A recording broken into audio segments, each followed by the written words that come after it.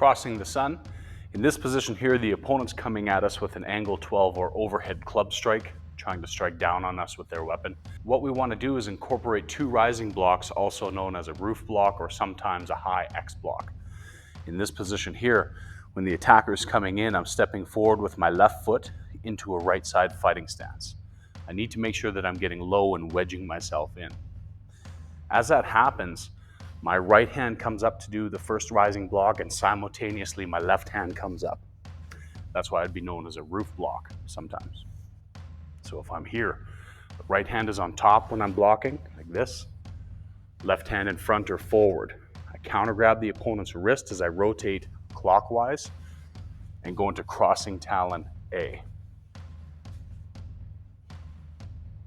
One more time. Block, grab, I rotate, pull the wrist through, strike on their elbow with my forearm, temple, and in between the shoulder blades. If the opponent's a little further away, it may be easier to strike to the cervical spine or the occipital bone in the back of the head. In the B variation, it's just like B of crossing talon.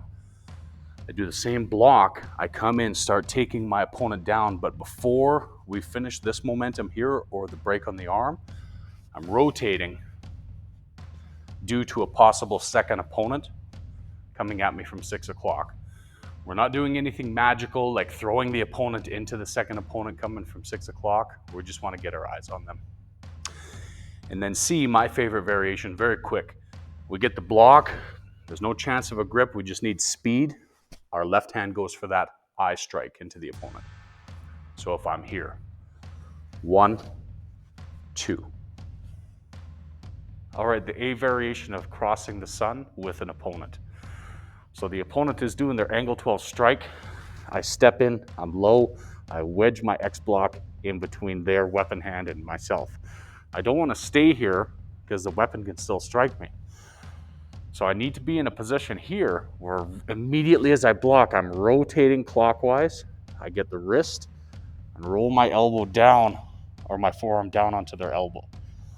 Strike to the temple, strike to the back from another angle.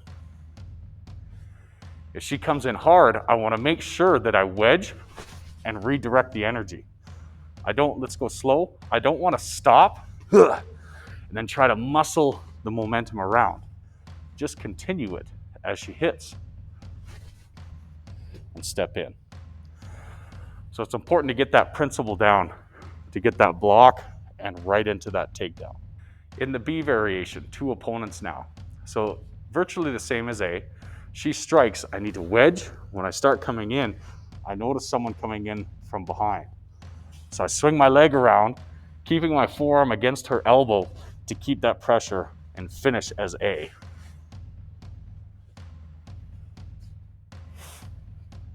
One, continue the momentum.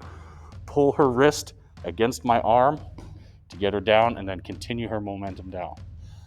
Temple, back. And in the C variation. 1, I don't have time to mess around. Eye strike. So the left hand comes down, the right hand is still supporting the weapon hand, and I strike. The way that I instruct this technique has always been almost like I'm trying to get offline of it. Now, of course, we're using 2 hands, but the point of it being, like arm hook, it's almost like I'm using a deflection block to try and get that momentum offline. If there's a whole bunch of momentum and a weapon coming at me from 12 o'clock and I just stand here, I'm guaranteed to get hit. So we want to block, move our body to get offline, and then try to continue its momentum favorably for us. So really work on the entrance for that technique, and it'll serve you well through the A and B variation. To 1, not stop and be static. When you're learning Kenpo techniques, you'll always learn the syllables of the technique. So yes, of course, it needs to be broken down. 1, 2, 3, 4. As we get going, it's also our job and our instructor's job to make this technique usable, or at least as usable as we can. So for example, if someone didn't feel comfortable, say they had a major shoulder injury, to doing a rising block, you may have to change that back to something like evasion. This may not be feasible for you. So don't think that just because Kenpo is teaching that technique that you must do it.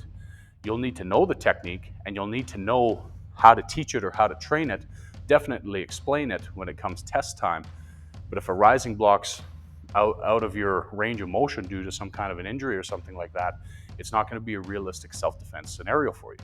So understanding that, again, the main thing is if I get hit, I'm done. Doesn't matter how black your belt is, you get smoked in the head with a stick, the fight is over. If I can get offline, I can block and I can continue that momentum. The whole idea is about redirecting it, so not meeting that force head on. Mechanical variations. So it's important to also understand that if someone has a long reach and you add a weapon to their hand, you've now extended it as long as that weapon is. So the point of it being is that I need to make a decision. So if someone's attacking me at approximately 3 feet, especially with a weapon, if I can get in while they're still loading, that would be the best time. Don't try and enter in as that swing is starting to happen. So I call it the 100 percentile. So for example, if I'm swinging a weapon like that, right here I'm at 0%. So if they could stop me or enter in at this range, that's when the opponent has 0% pressure. 10, 20, 30, 40, 50, 60, 70, 80, 90, 100% here as well. So stay offline of that as best you can. As that weapon continues, it lessens in pressure. 90, 80, 70, 60, 50, 40, 30, 20, 10, and back to 0. So enter at this point or at this point, not at this point. So when that weapon's coming in, it's trying to teach us that the best time to enter range, if we're the shorter range person, is when that weapon is getting loaded or just before it's about to start its strike down. So if I can block there at that point and redirect it, I've stopped it when it's at 30% pressure or less. Again, if I'm in a position here and say I waited too long or the weapon came too quick, I might have to get back, and as they come back at me, do a technique to come in and defend myself at that point. Remember, if you're dealing with a weapon, the best weapon that you have or the best defense that you have is distance. So if you can get out of there, get out of there. But if you must fight, wait until that weapon is loaded or after they've fired, if it's a melee weapon, to try and block once that technique is, or once that attack has come to 0% pressure again. So the choice is yours on that timing.